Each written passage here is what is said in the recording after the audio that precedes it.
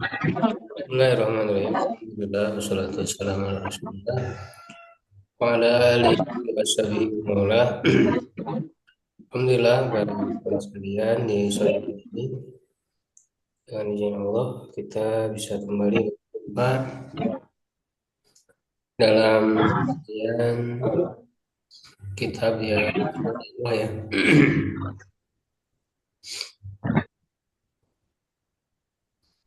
Temuan yang ke-17 melanjutkan tentang tema tentang ibadah ya, definisi ibadah ya, terakhir tentang rahasia-rahasia salat. Ya, nah sekarang bagiatul ibadah sisa ibadah-ibadah yang lain ya selain sholat. Ya, karena sebelumnya kan sudah dibahas tentang ibadah sholat. Ya, lalu bagaimana dengan ibadah-ibadah yang lain? Baqiyatul ibadati. Ya, silakan yang baca siapa? Ya, Ustaz. Ya, silakan, Pak. Bismillahirrahmanirrahim. Baqiyatul ibadati. Wal ibadatul akhiri Ukhra, Pak. min ukhra. Wal ibadatul ukhra min siyami wa Insyaallah. khi min siyami ya. Wa khi wa hajil wa zakati kuluha Ustaz ya. Taqwa Akan kembali. kuluha Bangkit ya bagi taqwal ibadah. taqwiyah ya. Jadi dibaca dulu. Kuluha takwa takwiya takwiyal iman tak takwayil takwa Ustaz. Kuluha takwal imani wa tajak ta pa ta ja tawata zakia Tadi apa Pak? Tukawil imana wa tuzak. tukuwil tukuwil Oh, iman tukuwil ya hmm. tukuwil iman wa tajkiyal nafsi Tuzaki, ya. tuzakin nafsa. Oh tuzaki nafsa wa tasolal abadi Wah, apa itu? wa tusola Ustaz wa tusola wa tasilal wa tusola ya. Tusol Tulisan ini. Tukawil imana wa tuzakin nafsa. nafsa wa Wah, tusola ya wa tusola abda dari kata apa itu Pak?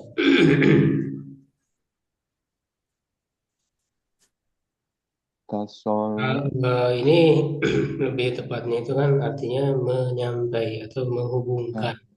menghubungkan Kalau menghubungkan berarti tasila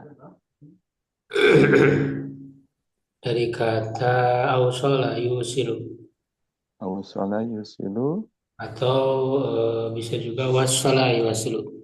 Cuman di sini ada yang kurang hurufnya. oh Ini nggak cocok. Kan dia harusnya sama dengan tukawi ya, Jokowi ya tuzaki gitu ya. Kemudian ya berarti di sini eh, berarti watu wasilu ya kalau mau.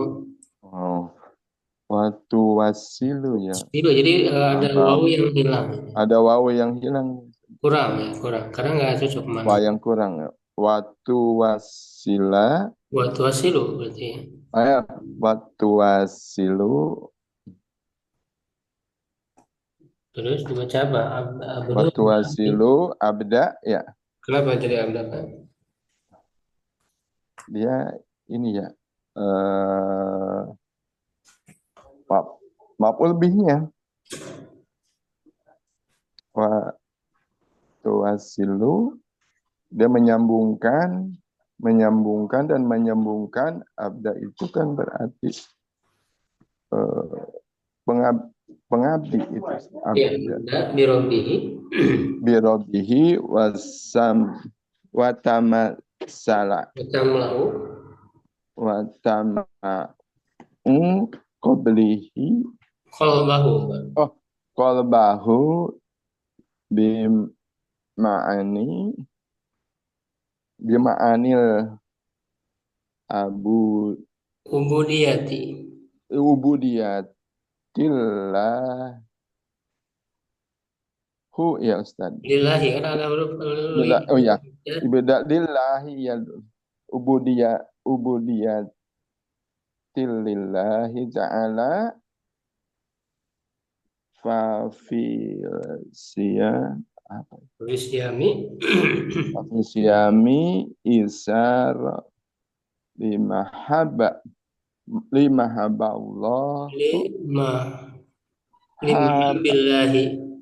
limahabil la mahabil ya Ustaz ya, limahabil Ya, lima billahi ala lillahi ala sahwati syab. jasadi, ya Jasad. sahwati Ustaz, Hmm.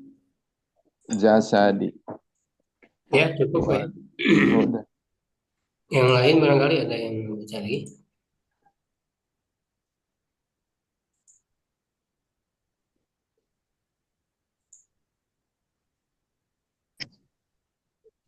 Saya Ustaz, boleh Ustaz? Silakan. Haris ya. Terakhir jasad ya. Wa ta'wili ya, wa ta'wili. Wa ta'widil muslimi Lil ala muslim. muslimi Lil ala ma'anil ikhlasi wal iradati wal wasabri Hmm. wa kulli kul wa Wa kullu hadhihi ma'anin jalilatun yahtajuhal muslimu wa zakatu tahtuh Tuhratun ya. tuhratun lil muslimi min da'il bukhli wa syuhi wa ibadatil mali wa isaril sari Ditanwinkan ya. oh wa Kembali. isarullahi ala lillah. mahabbatil mali wal ishamu fi tahqiqit ta'awuni al matlubi syar'an bi i'anati zawil hajat Ya. wal wal hajju tarbiyatun amaliyatun lil muslim. Oh, rasa. Ya, baqiyatul ibadat ya, ibadah-ibadah yang lain. Al ibadatul ukhra wal ibadatul ukhra, dan ibadah-ibadah yang lain min siyamin, dari saum wa haji, dan haji wa zakati, dan zakat, kulluha ya, kulluha semuanya. Nah, kullu dengan di sini taukid ke ibadah tuh ya, jadi dia marfu. Tuqawi, menguatkan. Ya, jadi ini adalah rahasia ataupun hikmah ataupun manfaat ya dari ibadah yang dilakukan, yaitu adalah menguatkan iman, wa tuzakin nafsa, dan mensucikan jiwa. Ya, wa tuwassilu. Ya, jadi ini kurang tepat nih tulisannya. Wassilul abdu Tasilu, diwasola yasilu, sampai. Itu nggak cocok, harusnya ini menyampaikan. Ya, jadi membuat sampai. Jadi ini nggak bisa dibaca tasilu ya. Karena kalau tasilu dia domir ya dari wasola yasilu. Artinya sampai. Nah, ini nggak cocok. Karena di sini dia harus memutadikan karena abdanya kan maf'ul bih. Jadi lebih cocok tuwasil jadi ditambah waw. Dan menyampaikan hamba ya kepada Robnya wa tamla'u qalbahu dan mengisi hatinya bima'anil ubudiyati lillahi ta'ala dengan makna-makna penghambaan kepada Allah Ta'ala. Jadi itu secara umum semua ibadah ya termasuk sholat. Nah, lalu beliau menyebutkan satu-satu ya, satu persatu ibadah-ibadah tadi. Fafisyami maka di dalam saum ya isarun limahabillahi ala syahawatil jasadi. Ya ada isar. Isar itu lebih mendahulukan ya memprioritaskan atau mengutamakan ya limahabillahi hal-hal yang dicintai oleh Allah. Ya, jadi mahab itu berarti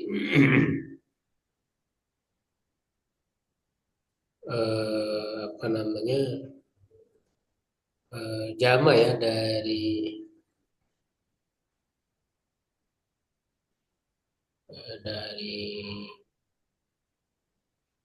isi makan ya tempat.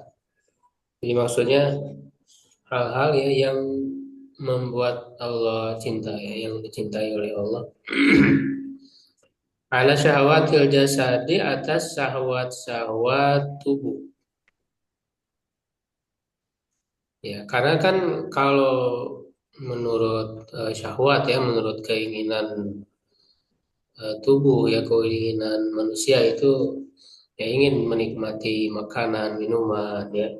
Tapi karena dia lebih mendahulukan cinta kepada Allah, dia bersedia untuk menahan diri dari lapar haus ya, melaksanakan saum. Ya, dan dia lakukan itu semata-mata karena cinta kepada Allah, berharap ridho Allah. Makanya saum itu sangat luar biasa kan pahalanya. Jadi semata-mata untukku kalau kata Allah, wasyamuli wa ana azibi. Siamku ya siapa saum itu untukku dan aku yang akan membalasnya langsung. Jadi pahalanya pun sampai tidak terhingga gitu ya. Karena memang betul-betul menguji keikhlasan ya sebagaimana disebutkan yang berikutnya wa ta'widun dan pembiasaan lil muslimi bagi seorang muslim ala ma'anil ikhlasi atas mana-mana keikhlasan. Jadi kalau orang saum itu betul-betul dituntut keikhlasan. Karena dalam ibadah saum itu eh, tidak ada potensi rianya ya ataupun sangat minim gitu ya potensi rianya. Karena tidak ada apa tidak terlihat.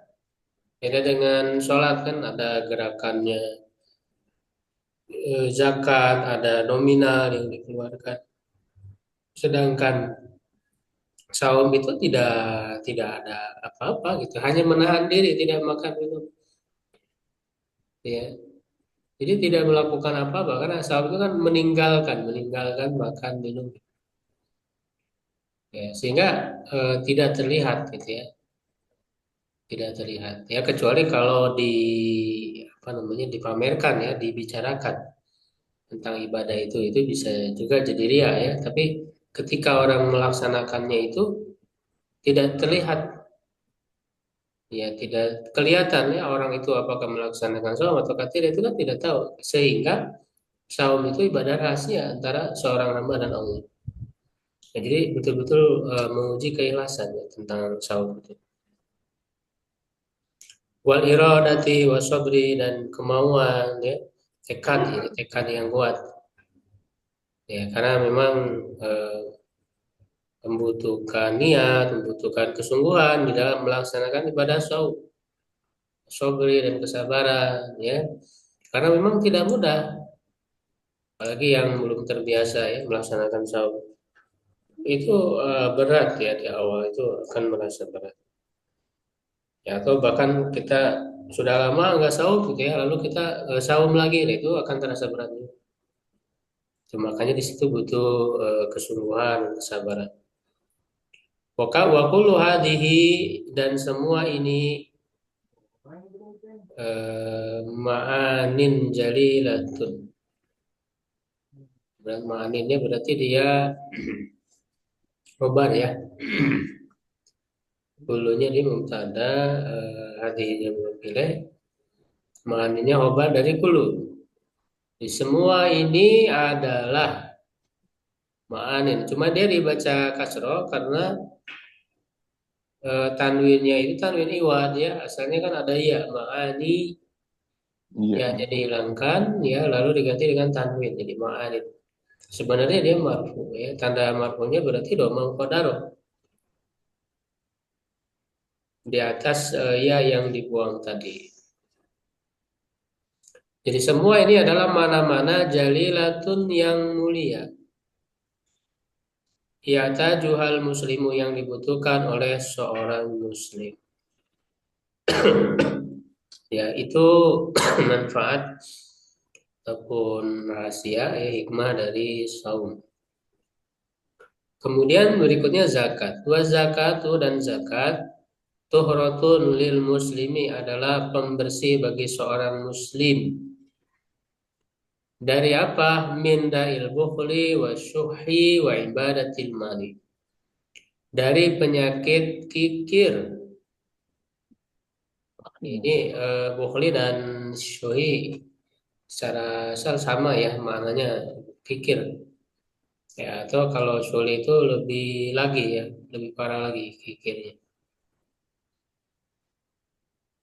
Dan beribadah ataupun mengagungkan harta. Ya, karena bisa jadi ya ketika orang sangat cinta kepada harta, ya dia menjadikan hartanya itu seakan-akan Tuhannya gitu ya. Jadi agung-agungkan ya hartanya itu. Jadi orang bisa jadi mempertuhankan harta. Ya, makanya di sini disebut wa ibadatil mal, beribadah kepada harta. Ya, jadi supaya kita tidak terikat dengan harta, tidak mengagung-agungkan harta, ya maka dilatih dengan berzakat. Dan itu satu kewajiban ya tentu. Dan selebihnya dengan sodako. Itu semuanya melatih orang itu agar tidak kikir. Karena kan untuk menghilangkan sifat-sifat buruk atau penyakit-penyakit hati ya, itu diobati ya, obatnya itu dengan kebalikannya. Ya, makanya para ulama suluk ya atau para ulama ahli tazkiyah atau istilah lain tasawuf ya dalam tanda petik itu begitu ya, mereka mengatakan mengobati penyakit hati yaitu secara prinsip sama aja ya, yaitu dengan kebalikannya ya, seperti halnya penyakit fisik misalnya ketika eh, ada apa namanya penyakitnya itu panas ya maka diobati dengan dingin ya, dengan yang mendinginkan. Kalau dingin berarti dengan yang ada bahan panasnya. Begitu juga apa kalau kering ya dengan basah ya, itu unsur-unsur ya dalam tubuh manusia.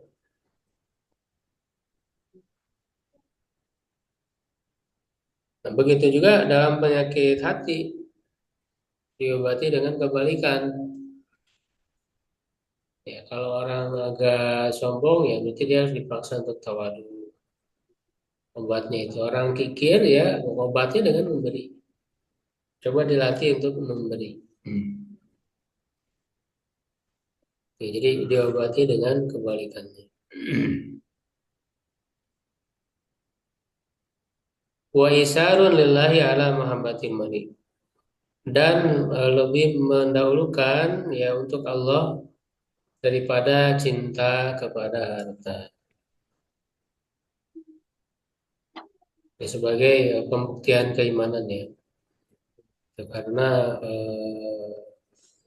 iman kepada Allah, cinta kepada Allah, kepada Rasul, ya, itu harus melebihi apapun.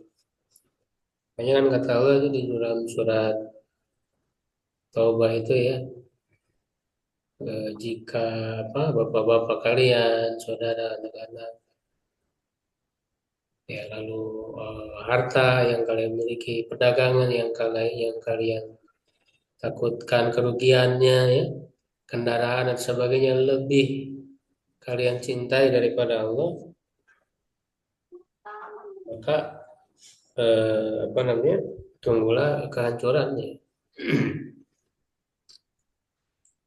Wal ishamu fi tahqiqi ta'awunil matlubi syar'an, dan memberi kontribusi isham. Dari kata saham ya, jama dari apa? Ini masdar ya, dari ashama. Berasal dari kata sahmun, saham. Maksudnya kontribusi. Memberikan kontribusi dalam merealisasikan ta'awunil matlubi, tolong menolong atau gotong royong ya, yang dituntut secara syariat, bi'anati dawil hajati, dengan memberi bantuan kepada orang-orang yang membutuhkan. Zawi itu jama dari zu ya. Ini majrur yang pilih. Nah, kemudian berikutnya haji. Wal haju, dan haji tarbiyatun amaliyatun lil muslimi, adalah pendidikan yang bersifat amalan, praktis. Ya, bagi seorang muslim, ya karena terlihat langsung apa amalannya, aktivitasnya dalam haji itu, dari mulai dia harus mempersiapkan bekal ya, keberangkatan di perjalanan ya, kemudian nanti apa, tahapan-tahapan dan sebagainya. Jadi amalia, ya, jadi dididiknya dengan langsung ya melakukan amalan. Fa inna min manhajil islami fit tarbiyati, sesungguhnya termasuk manhaj, metode Islam dalam pendidikan, annahu la yaktafi, bahwa dia tidak cukup an yaqula lil muslimi, ya, berkata kepada seorang muslim, kun solihan faqat, jadilah orang soleh saja, ya, bal yaqulu lahu hadza,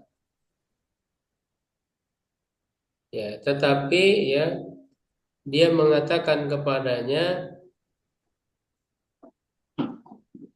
ya, hadza ini, bal yaqulu lahu hadza, ya, wa yad'u lahu manahija amaliyatan, dan meletakkan baginya manhaj ya, metode-metode yang bersifat praktis, amalan yaslukuha, ya, yang dia tempuh, liyakuna sholihan, agar menjadi soleh. Nah, jadi maksudnya Islam ini tidak hanya mengatakan jadilah soleh, itu cuma nyuruh saja, ya, tapi memberikan panduan yang bisa ditempuh, ya, apa saja langkah-langkah tahapannya gitu. Jadi dibimbing, Islam ini memberikan bimbingan, tidak hanya cuma memberi perintah ya ataupun teori gitu ya, tapi memberikan bimbingan step by step-nya seperti apa. Jadi kita tinggal mengamalkannya saja. Wa min hadhil amali manahijil amaliyati, dan diantara manhaj yang praktis ini adalah al-haju, haji. Itu jadi haji itu jelas ya amalan fisiknya. Wa fihi idharun li ubudiyatil muslimi lillahi. Di dalamnya mengandung memperlihatkan yang menampakkan penghambaan seorang muslim kepada Allah di suratin amaliyatin, dengan gambaran yang terwujud ya secara amalan fisik.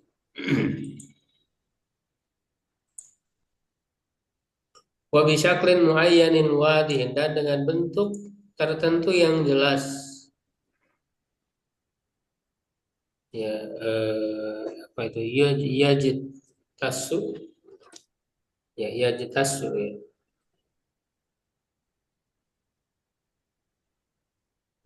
Yajid tasu itu orang Tughyani itu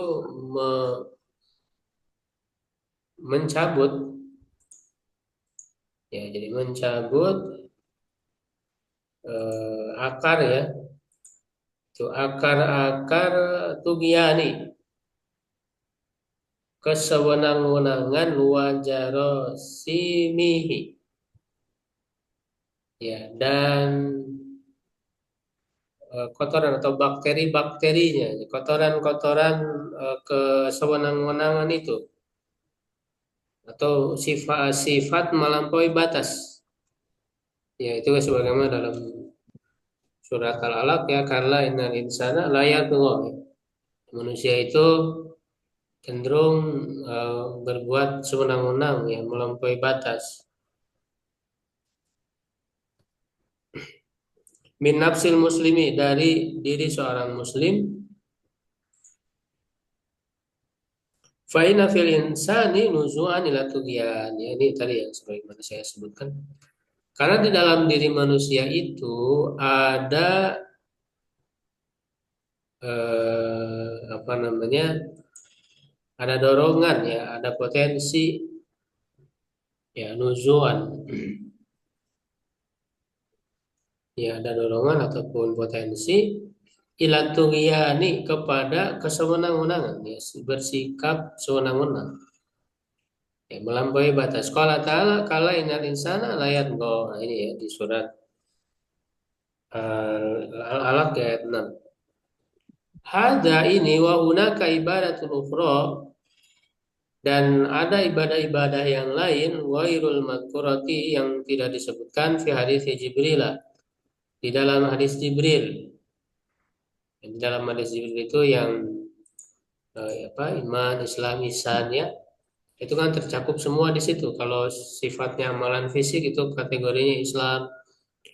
Kalau amalan hati kategorinya ihsan ya. Itu kalau iman kan keyakinan ya, keyakinan hati. Mana uang? Mana uangmu? Ya, wa minal ibadatul qalbiyah tuh, di antaranya adalah ibadah hati, katawakkul ya Allah. Seperti tawakal kepada Allah, wa mahabbatihi, mencintainya, wal isti'anati bi, memohon pertolongan kepadanya, wa talabi minhu, dan memohon kepadanya, wa syauqi ilaihi, rindu kepadanya, wal unsi bihi, ya, dan apa namanya, merasa dekat ya dengannya, dekat dengannya, wasiqati bihi, yakin kepadanya, wal khaufi minhu, dan takut kepadanya, wa kulluha, dan semuanya, matlubatun minal muslimin, dituntut dari seorang muslim. Ya, jadi ini yang harus kita sadari apa namanya, tentang ibadah atau amal soleh ini ya. Karena ini rukun yang kedua ya dalam Islam setelah yang sebelumnya adalah keyakinan atau akidah syahadat. Jadi orang dai ya tentu harus memahami urgensi dari ibadah itu, kemudian dia bisa mendakwakannya kepada yang lain. Kemudian berikutnya ayul amal sholihati abdul. Amal soleh yang mana yang lebih afdol, yang lebih utama ya. La syakka fi tafadilil amali sholihati min haitsul ajru was thawabu. Ya, tidak diragukan pada adanya bertingkat-tingkatnya amal soleh ya dari segi balasan dan pahala. Wa min haitsu darajatu talabi syarilah, dan dari segi ya apa syariat menuntut kepadanya. Jadi ada bertingkat-tingkatnya amal soleh ya di dalam Islam. Jadi yang satu lebih lebih utama dari yang lain begitu ya.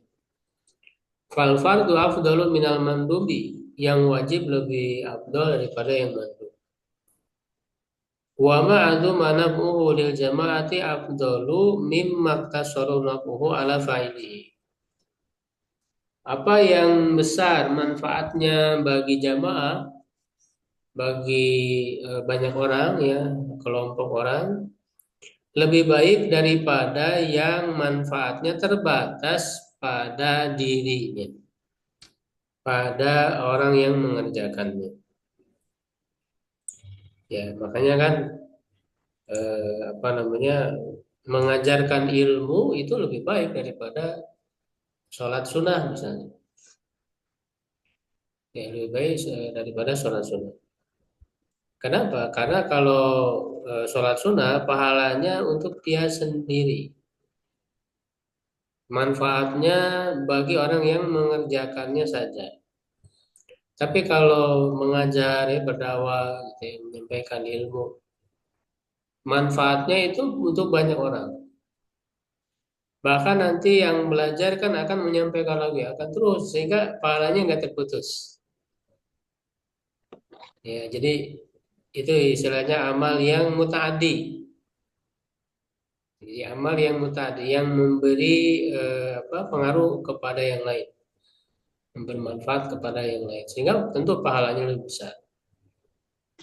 Ya, baik itu mengajar misalnya ataupun belajar, karena belajar itu nanti dia akan mengajarkan lagi. Ya, makanya kan kata para ulama, thalabul ilmi afdalu minas sholatin nafilah. Menuntut ilmu itu lebih baik daripada sholat sunnah. Ya, karena memang adanya tambahan ilmu itu bisa lebih meningkatkan kualitas amal itu sendiri. Karena kan yang Allah lihat itu bukan eh, amalannya semata ya, tapi kualitas dari amal itu. Juga tidak melihat kuantitas. Kualitas ya, kualitas dari ibadah yang dilakukannya seperti apa. Ya, untuk meningkatkan kualitas ibadah, maksudnya ya dengan ilmu, diawali dengan ilmu. Lalu ilmunya diterapkan gitu ya, sehingga lebih berkualitas. Ya, termasuk tadi ketika diajarkan kepada yang lain. Jadi yang manfaatnya lebih besar itu didahulukan. Ya, makanya ketika orang dihadapkan dengan pilihan, milih yang mana ya, maka dia adalah salah satu pertimbangan mana yang manfaatnya lebih besar. Gitu. Ya, manfaatnya lebih besar.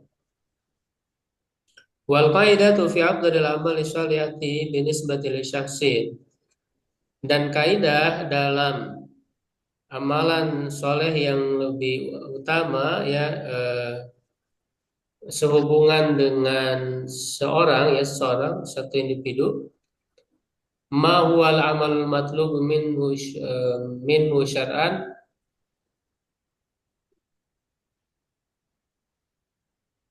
ya adalah amalan yang dituntut darinya secara syariat pada waktu tertentu dan pada kondisi tertentu. Ya, fi waqtin muayyanin wa zarfin muayyanin. Fa sholatu hina hululi waqtiha afdalu min ghairiha. Nah, ini jadi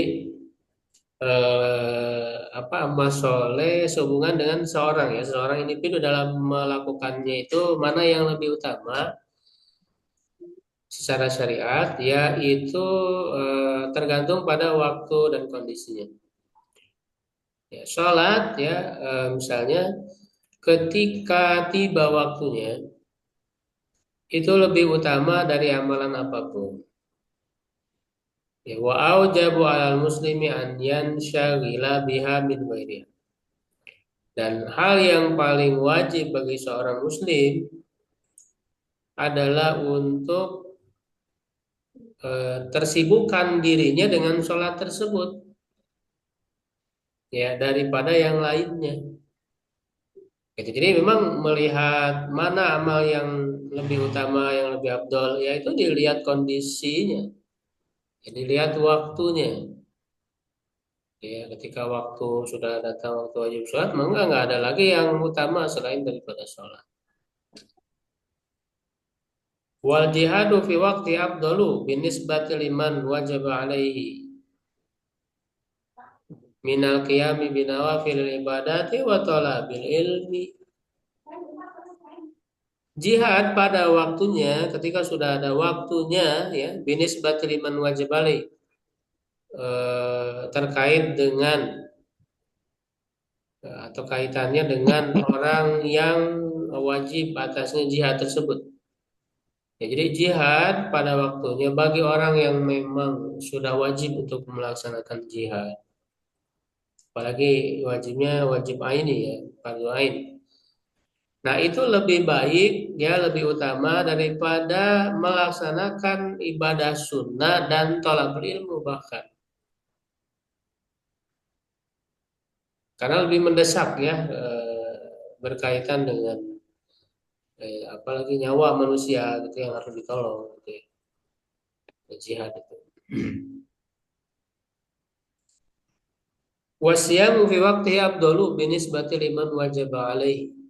Saum pada waktunya lebih utama, ya, apa kaitannya dengan orang yang atau bagi orang yang wajib untuk melaksanakan saum. Minal insyghali bi ghairi, daripada sibuk dengan yang lainnya, minal ibadah tidak ibadah-ibadah, wa hakadha, dan begitulah, maksudnya dan seterusnya.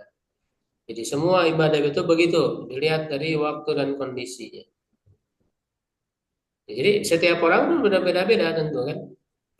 Kondisi orang tuh berbeda-beda. Bahkan kan misalnya jihad sendiri itu bisa kalah dengan berbakti kepada orang tua misalnya. Ketika ada seorang sahabat kan yang bertanya, ya, kepada Rasul, ketika dia minta izin untuk berjihad, apakah kamu sudah masih punya orang tua ya yang membutuhkan anak tersebut untuk diurus. Maka kata Rasulullah, "Fafima fajahid." Maka karena kedua orang tua itulah kamu berjihad. Jihad kamu disuruh di situ. Ya, jadi karena kalau ada orang tua yang memang sangat membutuhkan anaknya untuk membantu dia berbakti kepada orang tua, ya, misalnya tidak ada yang membiayai, ya, orang tuanya itu menafkahi, ya, sedangkan hanya anaknya saja yang bisa mencari nafkah yang diandalkan, maka disitulah dia berjihad. Ini jihad juga kan salah satunya izin, ya, dari orang tua. Sampai ada kan seorang, nah, dia di zaman Nabi, tapi tidak pernah bertemu dengan Nabi. Ya, tidak terkenal di bumi, tapi terkenal di langit. Ada yang tahu siapa namanya? Uwais Al-Qarni. Wais, Ya, Uwais Uwais Al-Qarni. Al-Qarni. Wais. Uwais Al-Qarni. Jadi dia eh, di zaman Nabi dia, tapi tidak sempat untuk bertemu dengan Nabi. Kenapa? Karena terhalang oleh mengurus orang tua. Ya, itu hebatnya, ya, mengurus orang tua. Jadi karena dia jauh juga, ya, tempat tinggalnya itu di mana, di Yaman kalau nggak salah. Tidak ada kesempatan untuk bisa bertemu dengan Nabi, sehingga dia tergolongnya tabiin karena nanti bertemu dengan para sahabat. Ya, dan itu dipuji oleh Nabi, disampaikan kepada para sahabat yang lain, ya, dengan bahasa tadi, dia tidak dikenal di bumi tapi dikenal di langit. Para malaikat mendoakan, ya, bahkan kata Rasulullah itu, kalau kalian nanti ketemu dengan dia, mintalah agar dia memintakan aku untuk kalian, kata Rasulullah itu kan. Sampai nanti ketika itu dicari gitu ya Uwais Al-Qarni. Sampai kan Umar bin Khattab itu menemui ya bertemu dengan Uwais Al-Qarni. Nah itu kan karena memang ya sudah jihadnya di situ gitu. Jadi dilihat ya masing-masing orang berbeda. Jadi tidak bisa kita mengeneralisir bahwa amalan utama ini harus ini gitu, enggak beda-beda. Ada porsinya Pak Ustaz. Jadi Islam ini dan pendidikan Islam ini sangat memperhatikan kondisi ya individu setiap orang. Makanya kan Rasul juga ketika ditanya tentang amalan yang terbaik apa, itu kan jawabannya disesuaikan dengan kondisi orang tersebut. Ada orang yang suka marah, kata Rasul, la tagdob. Jadi amalan yang paling baik itu jangan marah. Gitu kan, la tagdob sampai 3 kali.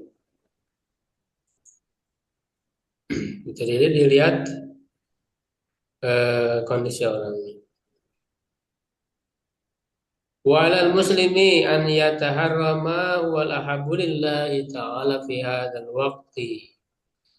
Ya dan hendaklah bagi seorang muslim untuk memilih apa yang lebih dicintai oleh Allah di waktu ini au fi hadzal dzarfi atau dalam kondisi ini ya, situasi dan kondisi ya dzarf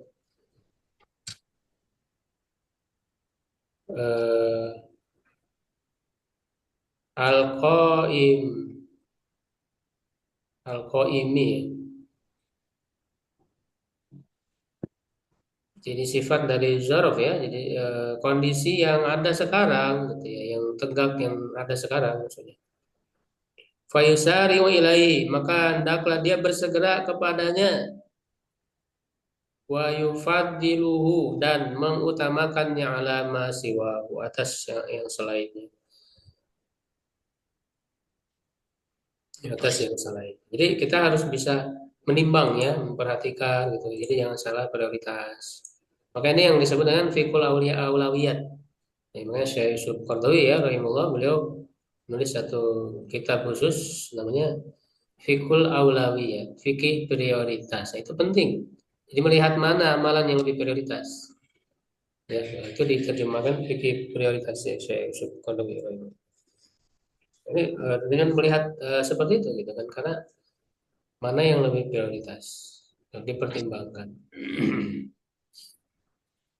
Karena kalau salah prioritas nanti tidak efektif amalan tersebut, bahkan jadi berbenturan ya, gitu berbenturan nanti.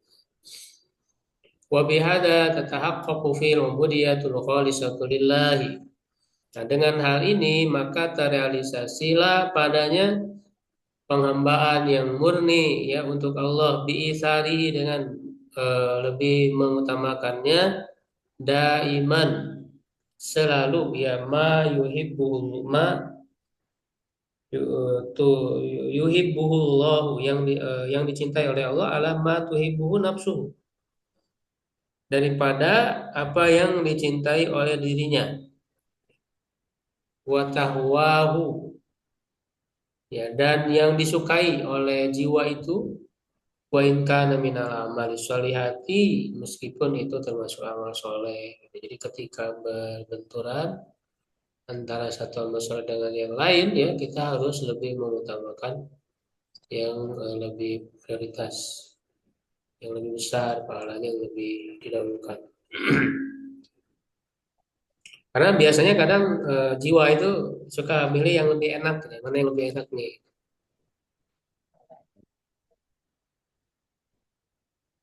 Ya, ya walaupun tentu sesuai kemampuan juga ya dalam hal, apalagi dalam ibadah-ibadah sunnah ya, tentu juga sesuai dengan kemampuan. Apalagi kalau yang belum mampu ya dengan amal ibadah yang tinggi ya, kualitasnya dimulai dari yang mudah-mudah dulu ya. Nah, tahapannya bertahap supaya kita bisa istiqomah dalam menjalankan. Nah, biasanya kan kalau orang nggak terbiasa langsung amalannya berat, nah itu kaget dan berpotensi tidak istiqomah. Ya. Padahal yang lebih dicintai oleh Allah itu adalah istiqomahnya, dawamnya. Ya habul amal ilallah adwamuha wa in qalla. Amalan yang paling dicintai oleh Allah adalah dawam, terus menerusnya meskipun sedikit. Nah, di situ dia ada tahapan. Iya, ada tahapannya. Jadi mulai dari sedikit-sedikit tapi dibiasakan setiap hari gitu kan. Sampai nanti meningkat ya. Tentu ketika orang sudah terbiasa ya harus harus terus meningkatkan, lebih baik lagi, jangan merasa cukup dengan yang sudah ada. Ya, tapi dengan tadi menjaga kontinuitasnya ya, keistiqomahannya.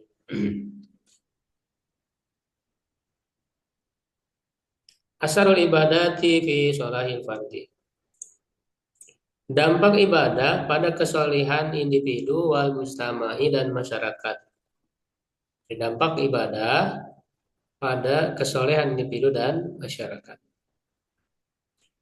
Walil ibadatil muhtalifati, dan bagi ibadah yang beraneka ragam, bermacam-macam, taksirun wadihun, ada dampak yang jelas fi sulukil fardi, ya, pada apa namanya, suluk, ya, suluk itu kan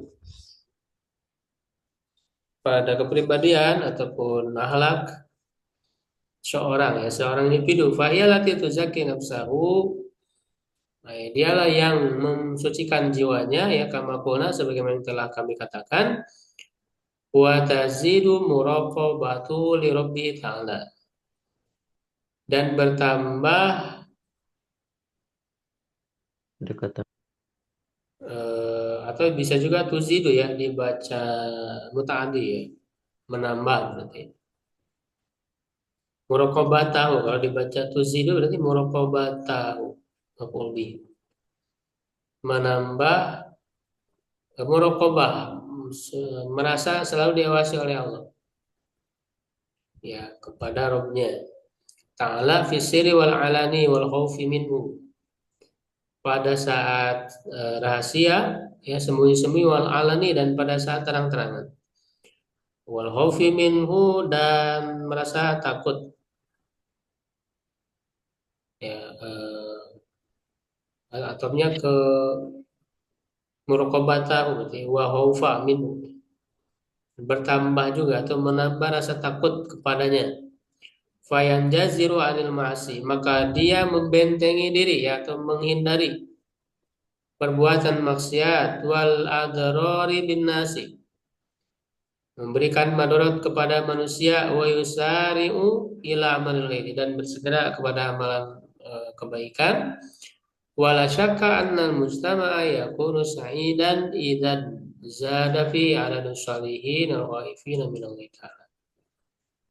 Dan tidak diragukan bahwa masyarakat akan menjadi bahagia kalau begitu, bahagia, ya, kalau begitu bertambah padanya jumlah orang-orang soleh yang takut kepada Allah Ta'ala.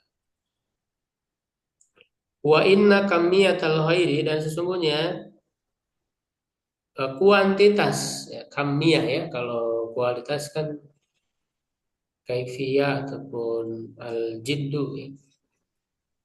Al jiddu al apa, dari kata jahid, ya, jiddatu, ya, atau bisa juga kaifiyah. Kamiyah itu kuantitas kebaikan dalam masyarakat, sataksur, akan lebih banyak. Wa inna maqadiru syarri wa su'i satakillu, dan sesungguhnya ukuran keburukan, ya, akan berkurang, akan menjadi sedikit. Jadi ada pengaruh gitu, ya, ibadah itu akan memberi pengaruh kepada kesalehan pribadi dan juga masyarakat. Nah, jadi jangan dianggap ibadah ritual, ya, khususnya kan, karena kita di sini membicarakan ibadah-ibadah ritual tadi, ya. Ya, jadi jangan dianggap bahwa ibadah ritual nggak ada dampak, justru ada dampaknya. Kalau ibadah ritual tadi dilakukan dengan benar, seperti sholat kan mencegah dari perbuatan keji dan munkar, itu kan membuat orang tuh selalu mengingat Allah ya, selalu ada interaksi dengan Allah gitu sehingga terbentengi dari perbuatan maksiat. Ya, jadi ketika maksiat lalu sholat ingat lagi gitu kan, nanti tidak lama sholat lagi gitu terus begitu diingatkan. Ya, jadi ibadah-ibadah ritual itu tentu akan memberi dampak pada diri seorang. Kalau betul tadi ya, dan dia menghayatinya. Ketika tadi ya zakat, dia menghayati bahwa itu menghilangkan sifat kikir. Ya, jadi membuat orang itu jadi dermawan, jadi peduli kepada yang susah, membantu orang yang susah. Ada simpati, ada empati. Itu zakat itu melatih itu. Haji ya, kemudian saum, dan itu semuanya melatih kepribadian seorang muslim dalam sikap, dalam akhlak. Nah, tentu ketika pribadi itu soleh, akhlaknya baik, akan berpengaruh kepada masyarakat.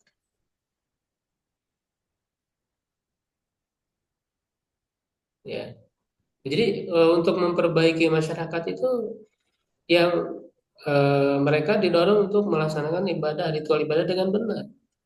Karena dari situ dulu mulainya akarnya, akarnya dari situ dulu. Ya, jadi masyarakat Muslim itu akarnya dari situ, dari akidah, dari ibadah.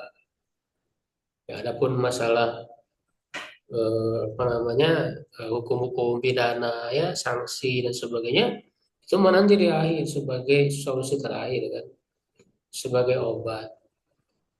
Jadi memperbaiki masyarakat eh, tidak dari ujung ya dengan adanya sanksi hukuman, walaupun itu penting sekali kan untuk ditegakkan ya, tetapi harus dimulai dari akar, dari bawah ya, ibadahnya ya mereka dibuat benar gitu kan, spiritual dan sebagainya, sehingga itu akan membentengi diri setiap individu. Karena kalau hanya mengandalkan dari luar individu atau dari faktor eksternal, ya itu tidak akan sempurna ya, tidak akan terlalu efektif ya, karena apalagi orang yang punya kepintaran atau punya kekuasaan ya, hukum itu ya bisa dipermainkan ya, diotak-atik gitu. Ya, sehebat apapun ya sistem itu tetap saja ada celah gitu, ada celah. Ya, mereka akan buat sistem yang lebih hebat lagi gitu kan, untuk bisa melakukan pelanggaran. Nah, makanya termasuk dalam pendidikan ya, untuk mendidik anak bagaimana soal itu nggak bisa kita hanya mengandalkan sanksi ataupun kontrol-kontrol secara fisik ya, pakai CCTV dan sebagainya gitu ya. Tapi kalau jiwanya pribadinya tidak diisi dengan spiritual, dengan ritual, dengan kedekatan dengan Allah, ya dengan ibadah-ibadah tadi ya, dengan mereka tidak menghayati ibadah itu nggak ada gunanya. Karena bisa diakali. Ya, karena kita misalnya sebagai guru, sebagai pendidik tidak akan bisa 24 jam menguasai mereka semua. Atau sebagai orang tua kepada anak. Sebagai orang tua kepada anak itu kan nggak mungkin 24 jam kita kontrol terus anak kita. Nggak bisa. Nah, bagaimana yang bisa membentengi? Ya jiwa mereka diisi. Nah inilah pengaruh ya, dampak ibadah terhadap diri ya, yang nantinya juga akan berpengaruh kepada masyarakat. Ya, kepada masyarakat.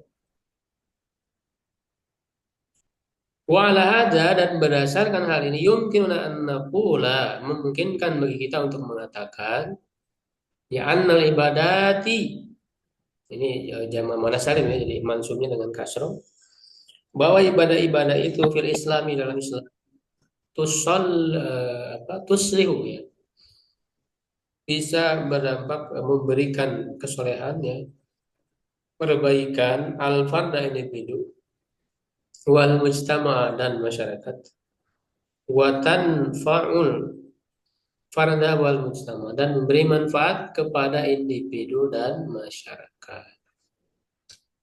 Begitu ya. Baik, kita cukupkan ya kajian kita sampai situ saja.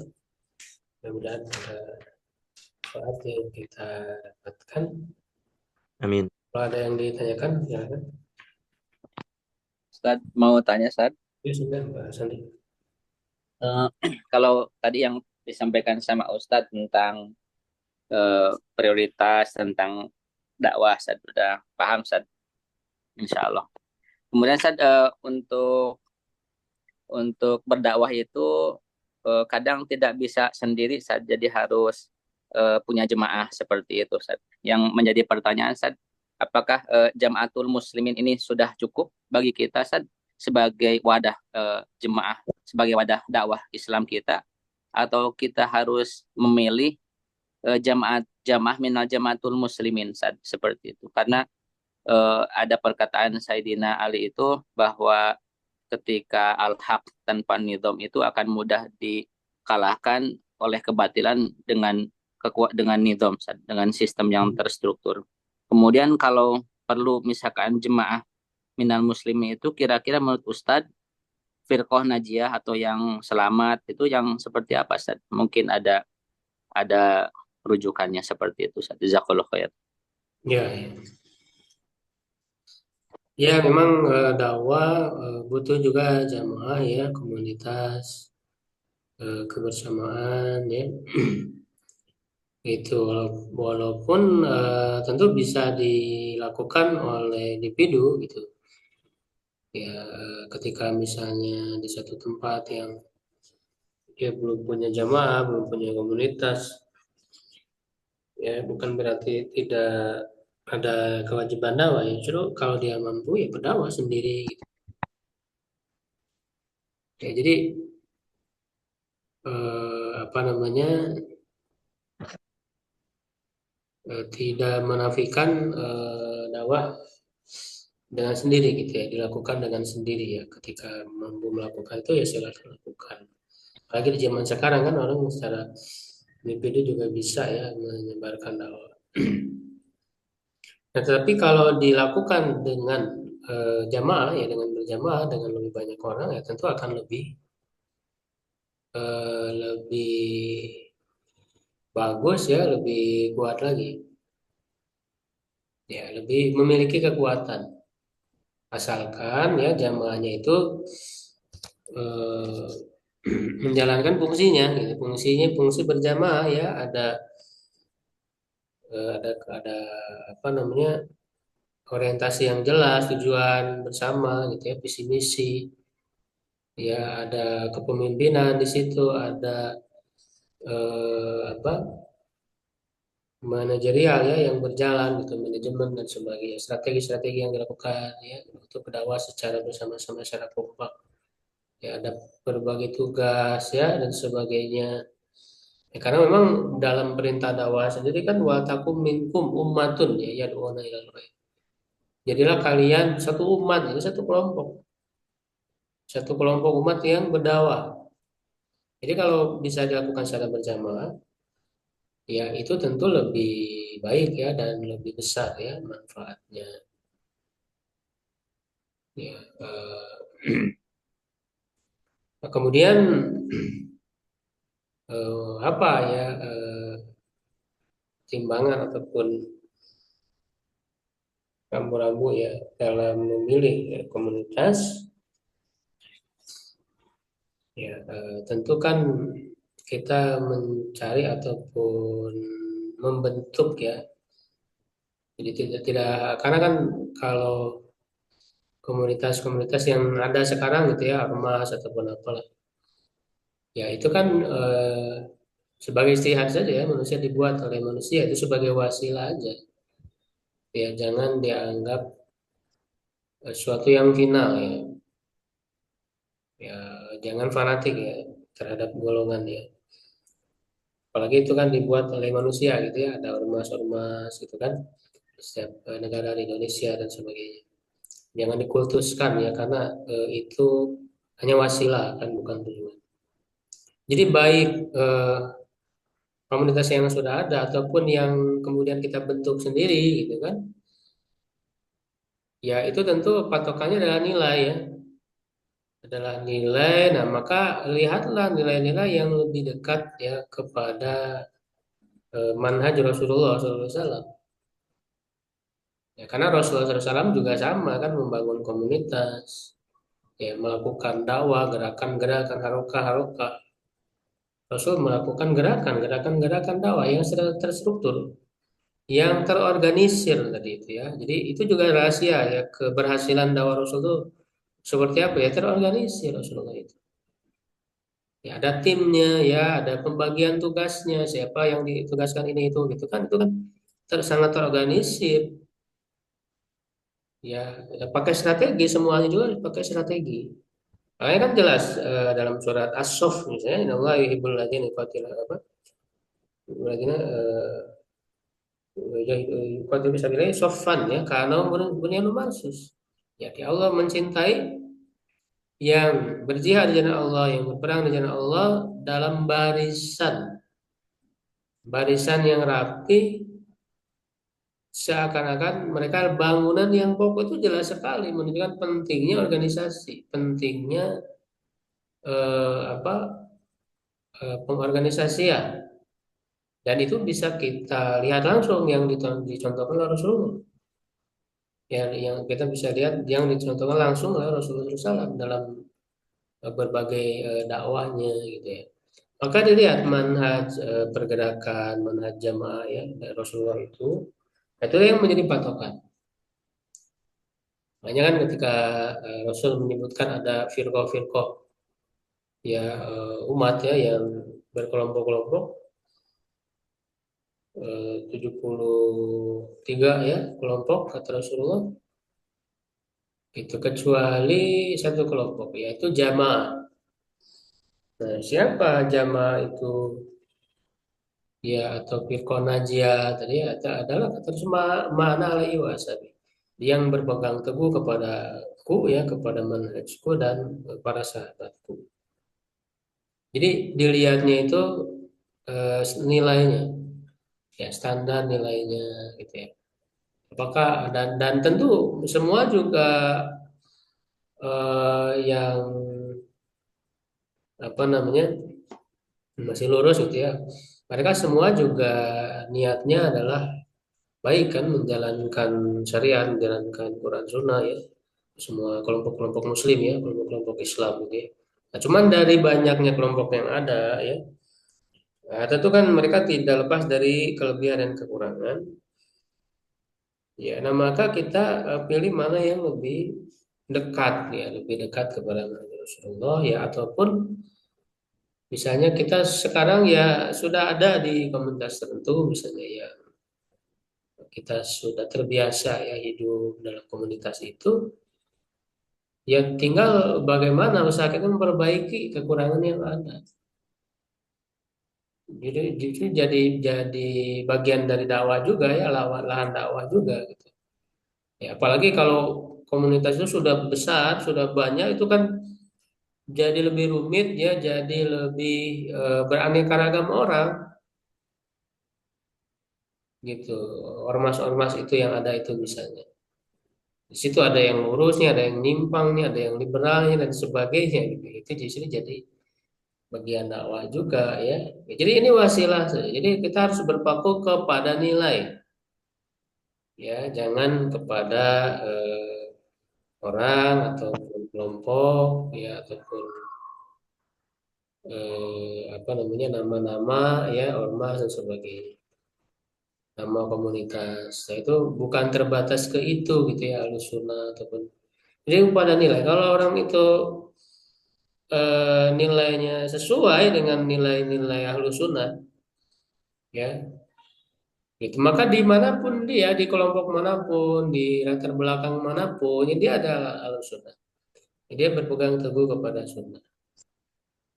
Ya, jadi makanya itulah pentingnya kita belajar ilmu, mempelajari ilmu seperti apa gitu kan.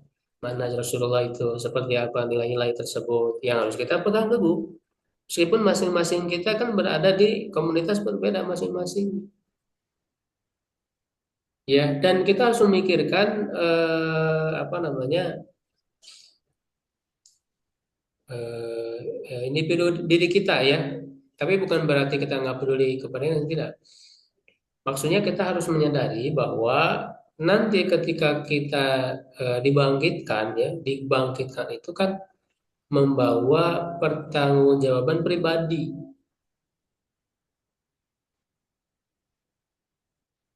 Ya, tidak membawa pertanggungjawaban atas nama kelompok, tidak. Dan semata-mata penisbatan kepada kelompok itu nggak akan menyelamatkan. Makanya kan jelas ya di dalam Quran, dalam hadis, ya semua orang akan dibangkitkan masing-masing mempertanggungjawabkan pribadinya. Jadi walaupun misalnya berada di komunitas yang bagus, yang secara konsepnya bagus gitu ya, secara apa namanya aturan ya ada undang konon dan sebagainya yang ada di dalam komunitas tersebut bagus, tapi kalau secara pribadi dia jelek, ya secara pribadinya justru melenceng kan dari nilai-nilai yang ada, dia nggak bisa hanya semata dia itu berafiliasi ya dengan kelompok tertentu lalu bisa selamat, tidak. Ya orang itu akan selamat tergantung amalan yang dia lakukan. Ya jadi makanya jangan berlebihan terhadap kelompok, terhadap komunitas. Ya, jadi kita harus selalu menyadari, mengingat bahwa kita semua akan dibangkitkan mempertanggungjawabkan diri kita secara pribadi. Makanya jangan terlalu Fanatik. membesarkan penisbatan. Oh saya ini kelompok ini. Ngapain kita terlalu ribut dengan kelompok-kelompok? Karena yang jadi patokan kita itu nilai tadi dan masing-masing bertanggung secara individu gitu. Kalau yang lagi ini Pak Ustadz, yang lagi viral Pak Ustadz, menisbatkan keturunan pada gimana? Sama juga ya Pak Ustadz. Ya sama aja, apalagi kan nggak ada. Ya di samping itu berpotensi dusta, ya kan, mengaku keturunan Nabi padahal bukan. Kalaupun benar keturunan Nabi, nggak akan menyelamatkan. Kalau hanya sebatas keturunan nasab, nggak bisa menyelamatkan. Semua tergantung amalannya. Ya, semua tergantung amalannya. Jadi berpegang kepada nilai tadi ya, berusaha untuk kita pegang dan setelah itu juga kita mendakwakan ya terutama kepada yang lebih dekat dulu ya, kepada keluarga, kepada komunitas kita yang ada sekarang, baru keluar komunitas dan seterusnya, berdakwah tidak terbatas ya kepada semua. Selain rahmatan lil alamin kepada semuanya. Ya, itu Pak Sandi ya barangkali. Baik, Ustaz. Insya Allah jelas, Ustaz. Jazakallah khair, Ustaz. Baik. Betul. Ya, baik kalau tidak ada lagi kita coba ya. Syukran ala jazakum. Qul hadza astaghfirullahaladzim. Assalamualaikum Ya, warahmatullahi wabarakatuh. Waalaikumsalam warahmatullahi wabarakatuh.